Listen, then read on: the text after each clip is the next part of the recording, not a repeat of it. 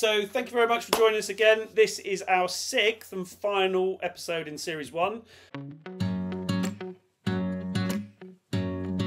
Today is a fantastic way to finish Series 1. We have got Nicola Sutherland, who is the Director of People and Culture at Steer Automotive from the motor trade, and we're looking to really get deep and into the whole thing that's happened within the motor trade, because it's a partnership that we have with Ben Automotive. We support the motor trade. We know that the motor trade has been vastly affected by the pandemic and there's a lot of change in it, but Nicola is new to the world of motor trade, which is fantastic because that means that she'll bring fresh and new ideas as well. So really interested to hear Nicola's thoughts today when we get into the discussion.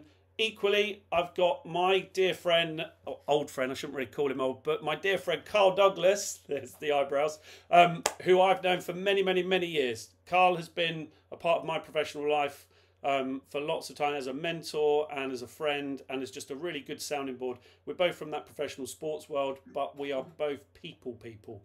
It's all about performance and change management with Carl, and his fantastic company Sisu, which I'll leave him to explain what Sisu means in a minute, is all about getting the best out of people and helping organisations be the best that they can be, understanding the problems and really getting down and into the actual meat of where you can make positive change. So 2 fantastic guests today. I will stop rambling and I will pass over to Nicola to introduce yourself. Thank you very much for joining us, guys. Hi, thank you very much for the build-up. That's okay. I'm Nikki, and I am the Director of People and Culture at Steer. As you say, not been in the automotive business that long. I started with Steer in December 2021, just as they were really starting to grow. Yeah. So been an incredible kind of like journey the last 18 months or so. Prior to that, I worked in financial services for about 20 years. Sort of like the professional services type sort of field. So very, very different. So there's a lot of differences, but there's also a lot of commonality. So yeah, different perspectives, very useful. But at the end of the day, people are people and they have similar issues across all sectors. And I think that's a really helpful thing to understand. Fantastic. That is brilliant. Thank you very much and welcome. Carl, if I can hand over to you to introduce yourself and the fantastic Sisu. Hi, Nikki. Nice to meet you. My name is Carl Douglas. I am the founder of a performance consultancy called Sisu. Sisu can be very, very easily mispronounced. I won't go into some of the variations that I've experienced. But it's a Finnish word. And when my business partner and I, David, were consuming some red wine one evening, we decided that we needed to find a label, a brand, if you like, that best represents what we believe performance and leadership is all about. And we searched the globe and found all sorts of different things, but we settled upon this Finnish word, Sisu. It's about grit, resilience, staying calm under pressure, equanimity, being able to do the right thing at the right time. But more than anything, what the Finns do is they just get on with stuff. And it's that call to action that resonated most with us. So we called the company Sisu. Fantastic. Thank you for that. I'm looking at some of the words behind your head and I'm not even going to try and pronounce the one beginning with K. So if anyone wants to have a go at that whilst they're watching this, good luck to them. But there's a lot of umlauts and S's in there, so that's a difficult word, whatever that means. Can you see that one behind you, Carl? The KYL one?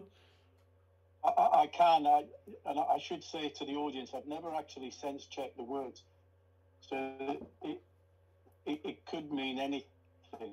Okay, well, I'm hoping it means distance, resilience, valor, spirit, stamina, nothing untoward. But I'll take that risk. I'm sure it does. Brilliant. So thank you very much, guys, for your nice introductions. I mean, we are going to just dive straight in and have this conversation about the automotive trade. I mean, everybody knows that, you know, the pandemic caused a lot of issues for a lot of people. Now, the car industry was hit exceptionally hard by that because of obviously the fact that people weren't driving anywhere. So the demand has changed. Obviously, there's a big shift now towards electric cars. That, you know, working practices have changed massively across all sectors, not just the motor trade. So, Nikki, if I can come to you first, I mean, what are the main challenges that you see within the motor trade at the moment with people? I think, what, as an HR professional, as the people director, or as in terms of kind of individuals down at the coalface? Just as a general kind of, where are the main sort of top 3 pain points within the motor trade? I mean, obviously specific to the Steer Group, I guess, but it kind of resonates across the industry, especially with the Ben Automotive report that I've seen lately from Matt Wigginton and Rachel Cliff. So yeah, the top 3 pain points within Steer and what you perceive to be the issues within the motor trade at the moment. I think the volume of work. So my understanding is, I wasn't in the sector during the pandemic, but my understanding is that there was quite a lot of exits from the workforce, and obviously for good reason, because the work wasn't there because of people not being on the road. But actually, those people haven't come back into the industry. So it's a very, very tight labour market. So it's very difficult to recruit. Which means you have to do everything you can to retain the people that you've got. But it also means that there's a lot of pressure on people. We work on very lean margins. So the pressure on people, the workloads, we've got a lot of very hard-working, tenacious people, but are they necessarily getting the time to kind of pause, reflect and refresh? So I think that's a challenge for them, and I think that's across the whole automotive sector. We're in a scarce labour market, which means there's an awful lot put upon people. That brings opportunity, but it also brings challenge for them as well. And then you add in the cost of living crisis as well. Individuals are experiencing the cost of living crisis, but actually so are organisations. So there's a delicate balance there where we need to do everything we can to support our people, but equally we're under similar pressures as well. So what's the kind of balance there? And then something that you referred to at the beginning as well, about the change underway within the industry and the sector. And I think that's partly the volume of change, and partly the pace of it. Things move very fast. As I say, we have some very tenacious, hard-working people, and are they always equipped to deal with that change in the best way possible? I think they've probably got the raw kind of skills, but it's how we take them from HR, but also as leaders within this business, how we support people on that change journey, because it's not going to stop, is it? No, never. And I think that's good. It's innovation, obviously. It's for planet as well. There's some great things happening in the motor trade. Now, as I know, having worked with Carl for years, nobody really likes change, or I think, as Carl refers to it, uncertainty. So, Carl, in terms of that change, how do you feel is the best way to cope with change within an organisation, and what do you see when you're talking to organisations? Because I think what Nikki was saying really is there's a problem for C-suite and senior managers, and they're trying to drive this business forward, and then there's a cost of living crisis and stuff. But change is inevitable. That is the one thing that we can say. But how is that best? How does that work? What do you see the problems for change as a subject area?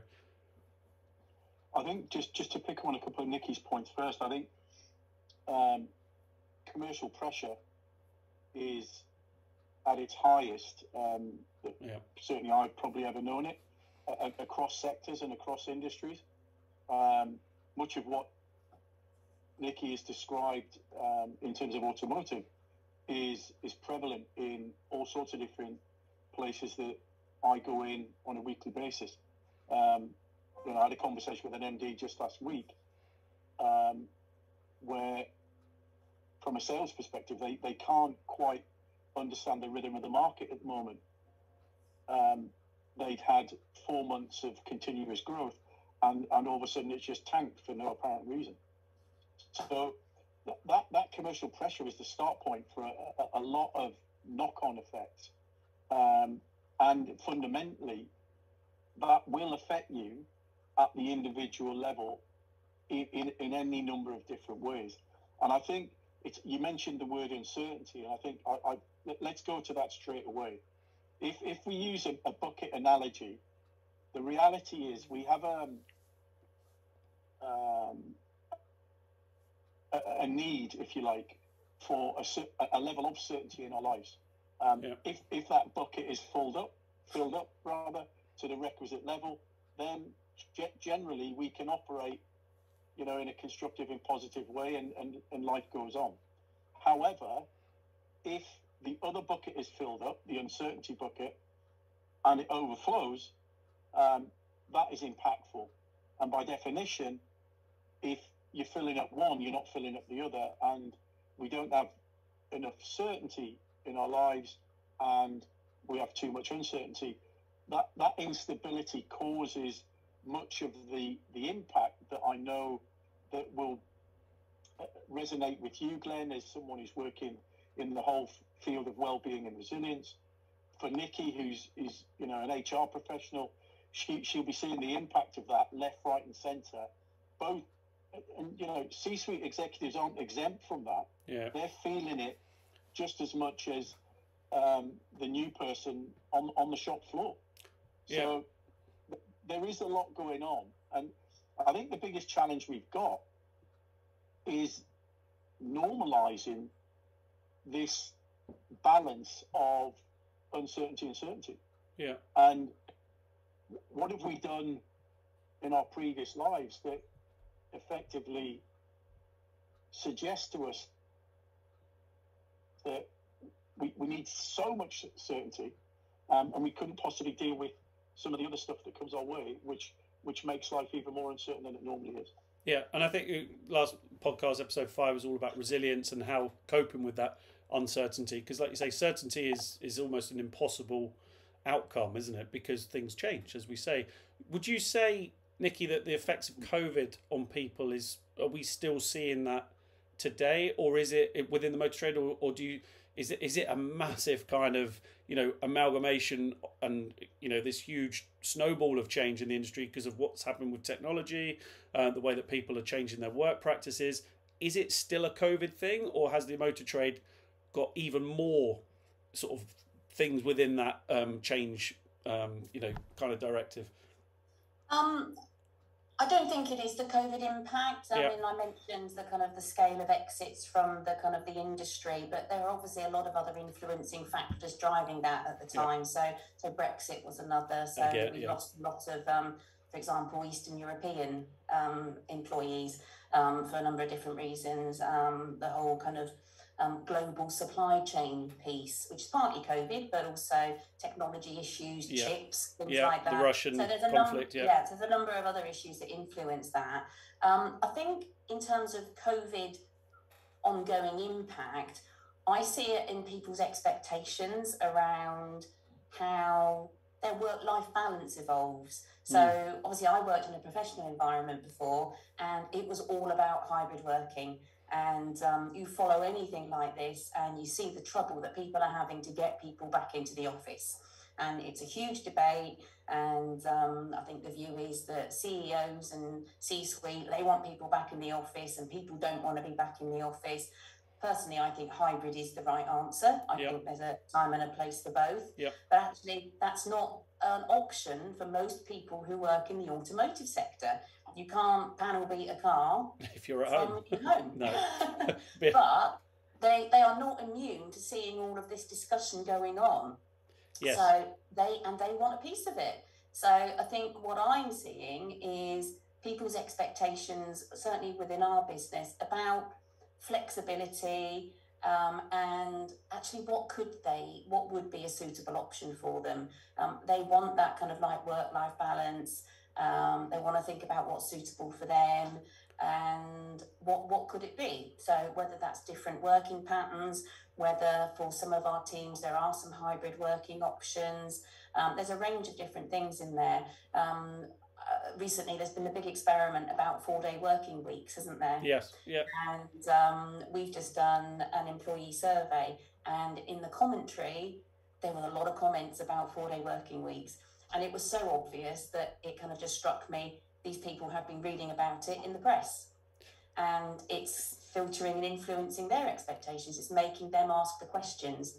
So the flexible working piece, the work-life balance, is probably what I'm seeing as the biggest impact, given that I wasn't in the sector at the time, so didn't see the specifics. Absolutely. So, I mean, following on from that then, Carl, do you feel that, every industry has its limitations based on how they work, and as Nikki's just said, if you're panel beating, you can't panel beat from home. So does every every sector need to introspectively look at how they work and actually pretty much rip up the rule book and see whether there are other options? I mean, what sort of effect does that have on an industry, and is it the responsibility of HR teams to solve all these problems? I mean, how do we get change, but positive change?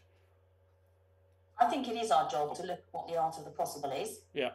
And I think in then making that happen, it's a challenge and a support role from an HR perspective.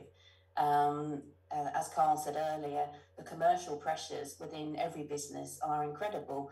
So some of these things might seem too hard. They go into the too hard box. Yeah, absolutely. And if you've got one person that wants to do a 4-day week, or they want to do compressed hours starting at or working patterns from 5 a.m. till 2 p.m, obviously you've got to think about things like health and safety. You've got to think about things like security. So you can't just have one person coming in at 5 a.m. because it's too much of a risk. So there's a number of other things that we have to think about, but it is about really, really looking at the art of the possible. And that's what we're doing. We have a number of different options around flexibility across our whole group, ranging from those early starts. We have night workers. We have some people that do kind of a couple of weeks on and a couple of weeks off. We have some compressed working hours. Equally, there are people that like the 5-day 9 to 5 equivalent. So it's about giving choices. And I think from my perspective, it's just about being honest with people. I think if you can explain to them why something may not work, people are reasonable at the end of the day. Yeah, so I mean that's communication, isn't it? That's listening. How do you there's a lot of difference, isn't it? That's what I get these days, is there's difference everywhere. And how do you address difference? I mean, Carl, how does an HR team positively impact culture when there's that much difference? I mean, is it just simply a case of listening and seeing what the best options are? I'll just go back a bit and pick up on a couple of things with regards to Nikki. If I was going to consolidate some of Nikki's observations, talent retention is the single biggest challenge in any organisation at the moment. Yeah. Ironically, for someone like ourselves, that's very useful, because it means we can offer a view about how that can be approached. The first thing I'd say about that actually is it's an end-to-end thing. It starts in the recruitment phase and way beyond onboarding and the ultimate embedding of that individual within the organisation. That's one thing to consider. I think the challenge around change is, and the impact of it is fundamentally understanding that it affects us all differently. Yeah, that's one element. That sounds like so obvious, but many organisations will just offer blanket policy, and are not able or willing, perhaps, to flex around the edges of that. To Nikki's point, and I think that then again creates a problem. So if you take an organisation, a manufacturing organisation, where they're making stuff every day, well, half the workforce are probably in an office space making sure that all the systems, processes and functions are working efficiently, and the other half are actually making the stuff. So the notion of pleasing all the people all the time just doesn't exist.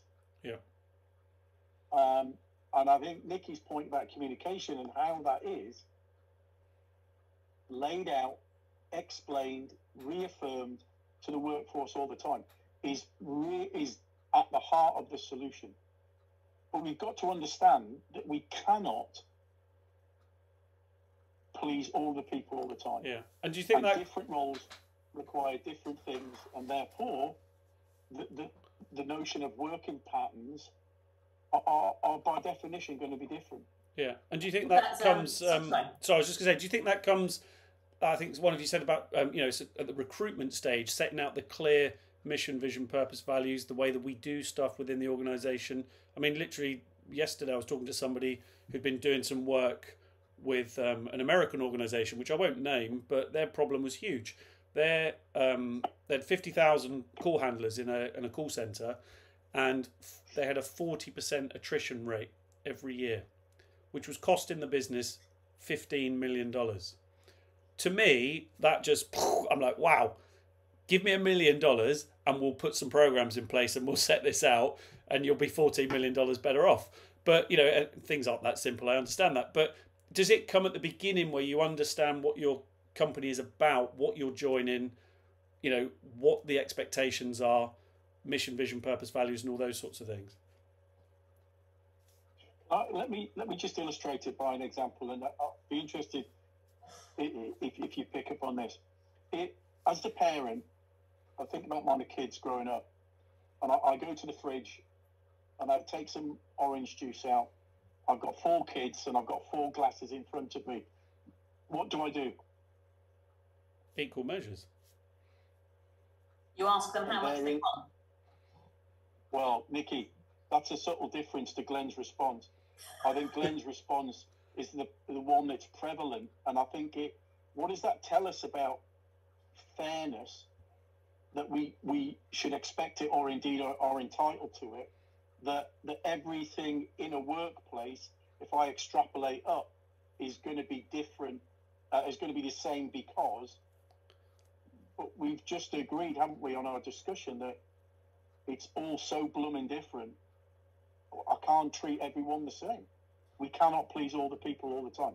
So there's something about, you know, our socialization that's at the heart of this. Pre-programmed, yeah. And we have to help people understand that I might not just be able to balance this up in a way that is truly fair, in the way that the 3 of us understand that word. Yeah. And using your analogy, I might not want any orange juice, full stop. Correct. Yeah. Yeah. I mean, that's a really important thing for us. Something, because obviously we're working on a diversity, equity and inclusion agenda as well. And you've got to the heart of kind of what I've been kind of reflecting on the last few months, the difference between equity and equality. Yeah. And for me, it is about equity. People Always. Don't always need the same thing. People have different needs. And that's where the challenge and support comes in from the HR team, because the main people we are challenging and supporting is the leadership team. An HR team cannot know every single individual and everything about them. That's a leader's responsibility. So our job is to challenge the leaders as to whether they're doing that, and then support them to either coach them to say, okay, well, how are you kind of connecting with this team member? How are you getting them to disclose any issues or opportunities? Yeah. And then, okay, well, this is what you could be using to support them. So that challenge and support is to the leadership team, and in our case, site managers, because they are the ones that are there with these people every day. And not everybody is going to be sharing everything about their lives, but a site manager should be able to identify and spot differences in attitudes, differences in behaviours, and then just have that informal chat. How are you doing? The kind of water cooler, well, let's have a coffee, without it becoming a big thing. Yeah, which is difficult when you've got a hybrid workplace as well. So yes. That's the thing with this change is having those conversations, like you just said, understanding what's going on. And you know, just some of the stats from Wellonomics over the last couple of months. I mean, stress, KWI, so key wellbeing indicators. As everybody knows, we believe KWIs belong in the boardroom alongside KPIs, because you know KPIs are those hard, you know, sort of numerical, you know, performance, normally revenue based or sales target based, but you can't achieve those without KWIs. But if a KWI is down, it impacts on your KPI. And you know, we're reporting in Feb that 69% of employees are experiencing the negative effects of stress. So you can see already, and it doesn't take a genius to work out, because you've already mentioned all of them: cost of living crisis, inflation, you know, 69% of a stressed workforce is not optimal, I would say. I think that's pretty obvious. So But life is messy and complicated. Correct. And it's like, well, what's the stress that's coming from the workplace? Because we've got pressure, we've got targets, or I don't know, you don't get on with your colleague or something, that actually your line manager could support you with, could kind of like help you kind of deal with that.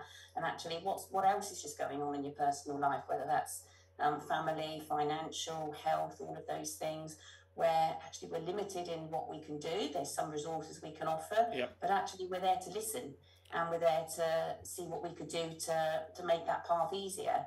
Like I say, life is messy, and it's just about understanding.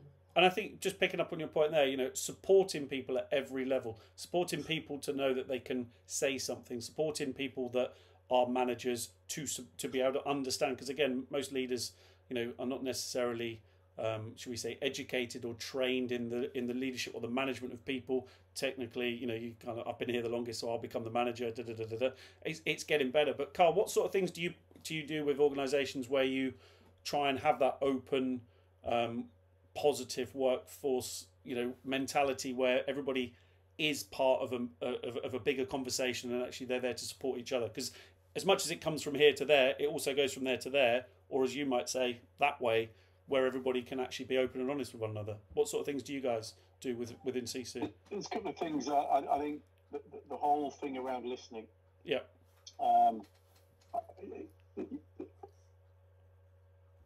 In many ways, that discussion has just opened up a whole number of things. I mean, yeah, you know, there was a touch or a nod to psychological safety. There's a touch to a nod to the broader culture. There's a touch there about leadership style. But this is a convoluted thing that has many moving parts. I think Nicky's already made a great one word: listening. And the willingness to go to the workforce to understand their needs and truly represent that in the best way they possibly can. To Nicky's previous point as well, the company can't do everything. You know, it's a bit like a sales guy going on the road, going to a new client. They say, well, we've got £1 million to spend, but we need this, this, and this. Oh yeah, we can do that. Well, actually, when you get back to the office, the team in operations go, well, no, we can't. So there is something about the art of the possible, and we've already touched on that. Yeah.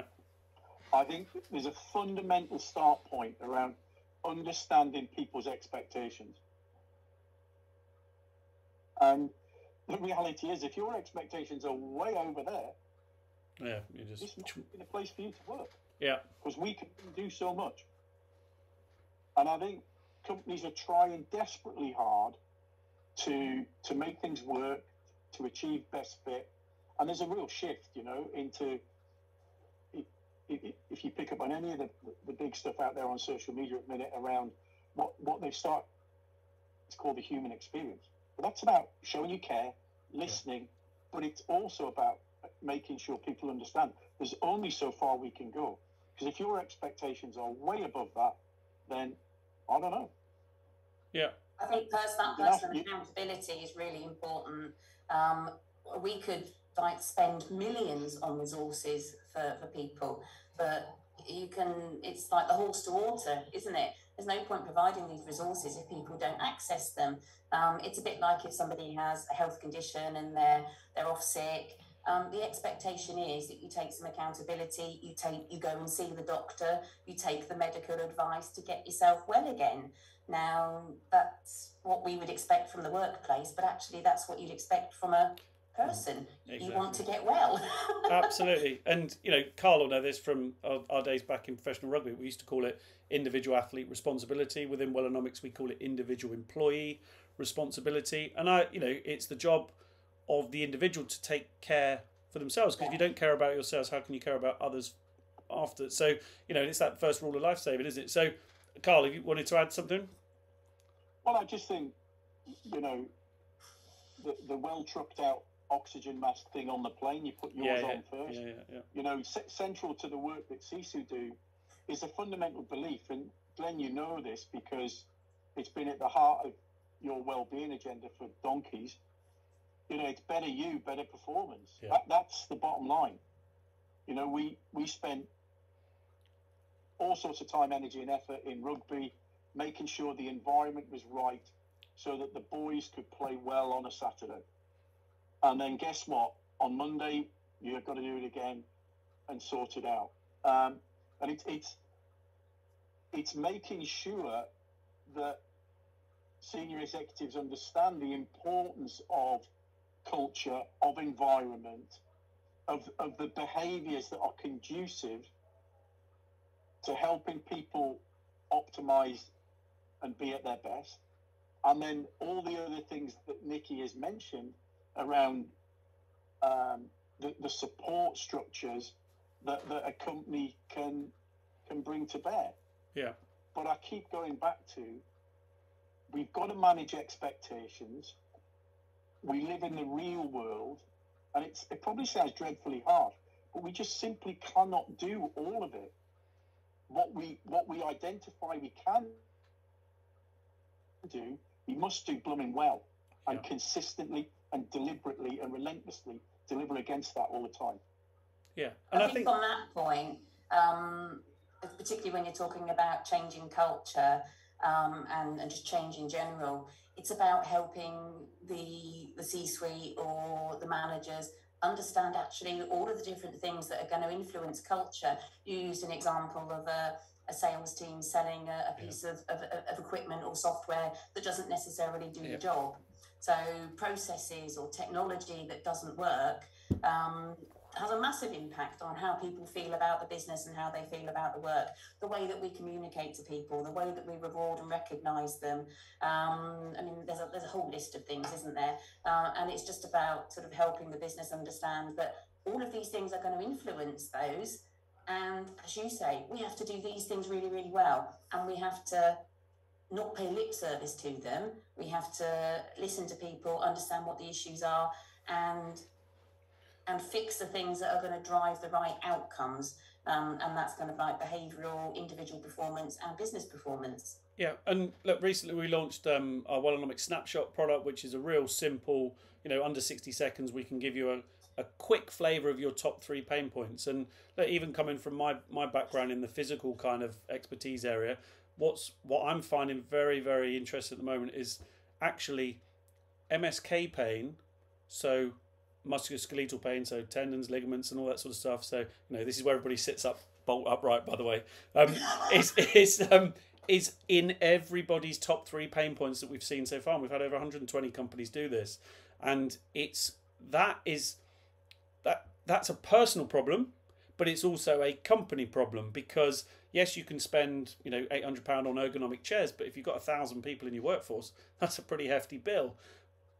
In our sector, it's not just about comfy chairs. We've got people doing very physical jobs. Exactly. Yeah, and we've seen that. Yeah. We do the right things, both from a compliance and both from it's the right thing to do. I mean, we go above and beyond in terms of the physical health piece to make sure that they're fit and healthy. But it's a physical job. People can hurt themselves. Yeah, we've seen that before. We had a client where, again, won't name any names, but they had a process where they had to move something from somewhere within the manufacturing process, which was basically weighed about 20 kilograms, which is a fair weight to be repetitively doing that movement. However, when we did one of our deeper dive assessments on physical well-being, which is a 15 kilogram, put it above your head and then put it back down again, which is equivalent of a 4-year-old child, or your cabin bag when you're going on the plane. It's a functional thing that a lot of people need to be able to do. Most of the people in the manufacturing process failed that, yet every day they were being asked to move something that was 5 kilograms heavier. And lo and behold, when you dive deeper into it, when you start speaking to the ops directors and you're like, well, hang on a minute, our sick days is this, we're losing this much productivity, we're having to get extra staff in to cover, which is costing us more money. So something as simple as that has a huge knock-on effect on costs, on productivity, on basically just how the company operates. So identifying, as you just said there, Nikki, identifying where your problem is, or again, I keep saying this on every podcast, I need a new phrase for it, but the lowest hanging fruit of well-being problem. What are your top 3 pain points? That's really, really important to do the thing that's going to make the biggest difference, surely not? Yeah, and I mean, I don't like to use this word, but it's also about having the right controls in place as well. Yeah. So this physical health piece, we obviously have all the PPE, we do all of the training, we do health checks for everybody, but there does have to be some controls about it, because there will always be somebody in every sector, in every industry, that takes a shortcut. Yes. Yes. Yeah. And you have to have a control to say, oi, don't do that again. Yeah, absolutely. These are the reasons why. And we have those kind of like sort of regimes in place. And I think kind of risk controls can sometimes, they can not be an attractive thing, but they're a critical part of the whole puzzle. The function. Ideally, you want people to do this with the positive will in the world, but actually, if they have to do it with a waggly finger, they have to do it, because the consequences are not worth thinking about. Absolutely.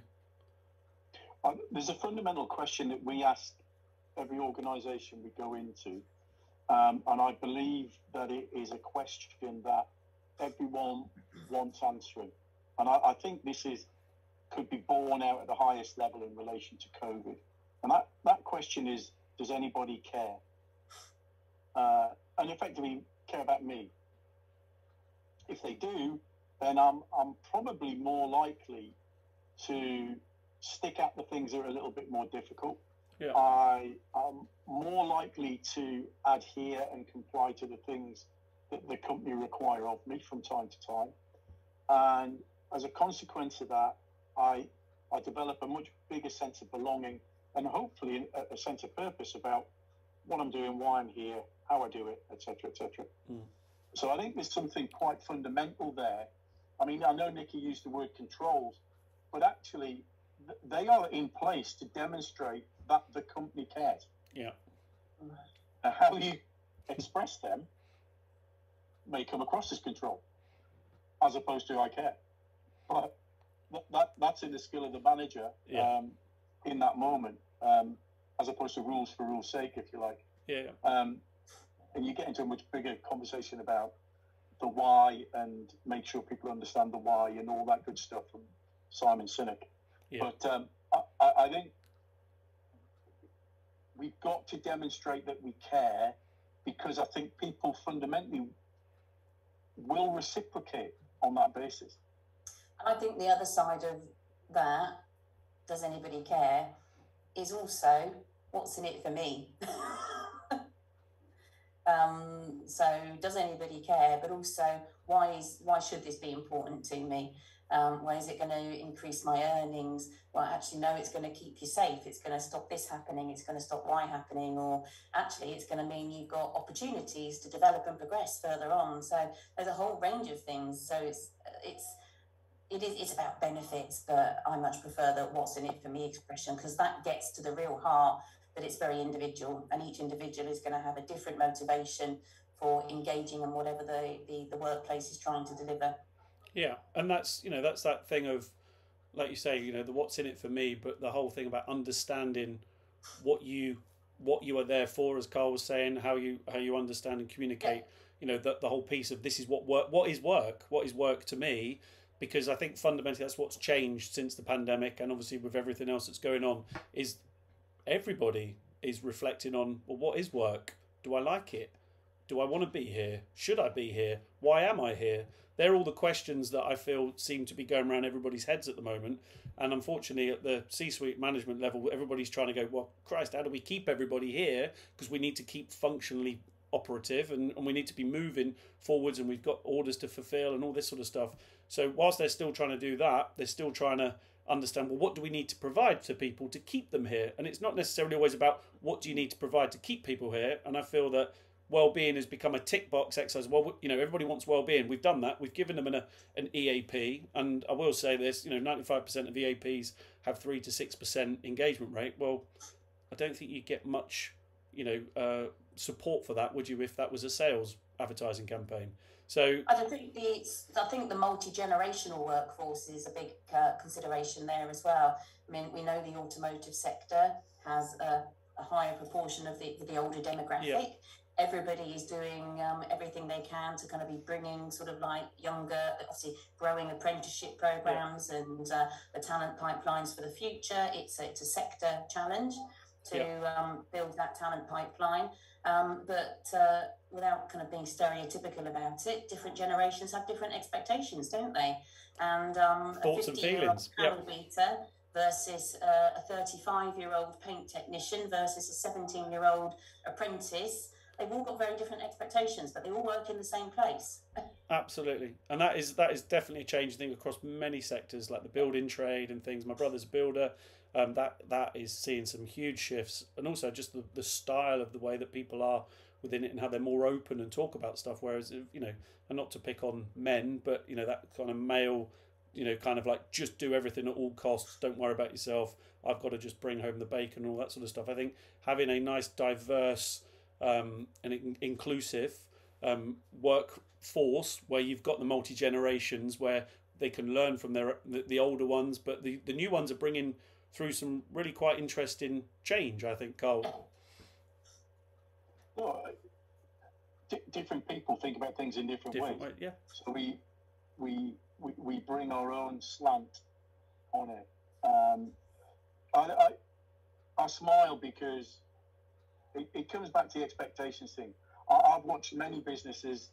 Nikki will have been involved in all sorts of different meetings where, you know, you genuinely sit down and give people the opportunity to have a view.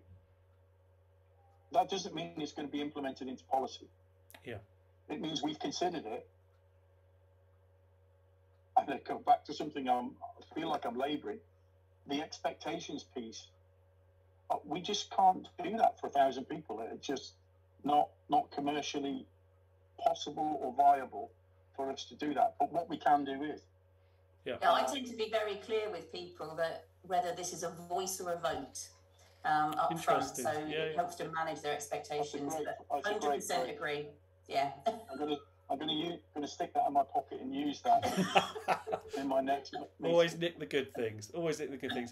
Look, I think it's a fascinating conversation. And again, like with all these podcasts, we kind of get 30, 40 minutes into it and you just think, oh, we're just getting going. And this is the thing about, you know, how we support people culturally, how businesses are doing the right thing or the thing that makes the biggest difference. I think this is the conversation that is happening right now. I just saw Dame Kelly Holmes this morning on Sky News talking about the link between physical and mental well-being. I've put a post on LinkedIn, you can check it out later. But this conversation is becoming bigger, and well-being for us at Wellonomics is driven by better physical well-being, better mental well-being. But this conversation is about the third area of Wellonomics, which is work well-being. And work well-being, I think, when you spend so much time at work, we have to consider the other two factors because they massively affect how work is done.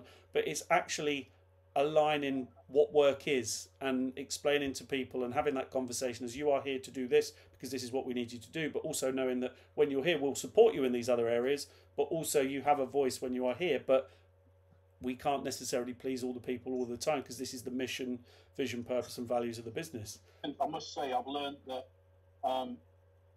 we need to disseminate and differentiate between is it a voice or is it a vote? Yeah, brilliant. So I think that's really important. You know, if I was going to summarise something and a real point to make, leaders need to make sure that they understand how people are connected to their work. And I genuinely want to pick up on one of the last things said. Physical well-being, work well-being, whatever it is, I don't believe you can separate work from home. No. People may say they do, but somewhere in here, subconsciously, it's affecting and impacting what you do and what you're saying, how you are. It's part of your identity, isn't it? Absolutely. Your identity, the part of it may be bigger for some than it is for others, but it forms the whole part of who you are. So it can't not have an influence. It's a huge part of your life, isn't it? Yeah. And we need managers to be empathetic and sympathetic to an individualised approach. But guys, we've said it a number of times today, there's only so much that we can do. As long as what we do it to our absolute best. Yeah. And that's honesty. That's a great way to finish. So thank you very much for your time. I'd like to say to you guys, thank you so much for joining me today. this is the start of another conversation, I think, and I think everything that we've hit on today is really started to, you know, make me think and resonate with everybody out there about how we establish good work wellbeing practices. And I think the key messages are that we listen, we communicate, and we also align that we can't please all of the people all of the time. But when you're here, we will support you, and we all want to be good together. So thank you very much, Nikki, for joining us today. Thank you, Carl. It's been an absolute pleasure to have you both on here. Thank you so much for joining me, and I look forward to seeing you very soon. Take care.